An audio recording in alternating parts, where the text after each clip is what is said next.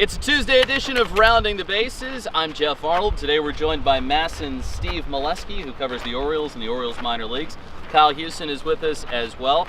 And as Steve, the reason you're here tonight is that Chris Tillman will be making another rehab start, and this will be his fifth one. So the numbers, they haven't looked all that great so far, but what have you been hearing in terms of what Orioles folks think about how Tillman's rehab outings have been going? I don't think there's a guarantee that Chris makes his way back to the roster. I think he needs to start putting up some numbers, start getting better results than he's gotten. You know, we haven't seen a lot of velocity on the fastball in some of these games, and we know the numbers were not good, before. So he's a great guy, he's been a great Oriole, but he's got to show a little something now.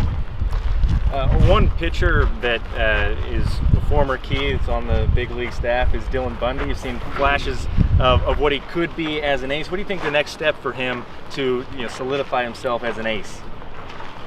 I wish Dylan could throw as fast as he did before he had the surgery. If you had Dylan Bundy's secondaries now with 96 or 98, you might have Verlander, And his fastball is good as it is, 92, 93, he can touch a little more. But Dylan's really got a nice mix. He legitimately can throw 4 pitches. As you guys know, he's a smart kid, he's a heady kid. He really knows what he's doing out there. I think the sky's the limit for him. It's kind of exciting to see. Finally, Ryan McKenna has sort of been the big story among the Orioles minor league system this year. Skyrocketed through Frederick and now is with the Bowie Bay Sox. But besides McKenna, what are some other good minor league stories for you this season? Wow, good one. Cedric Mullins, slow start when he got to Norfolk. Now he's raking. I think we're definitely going to see him in Baltimore. It's kind of neat to see. I think right here, your rotation, Lowther, Bauman, Wells, Dietz.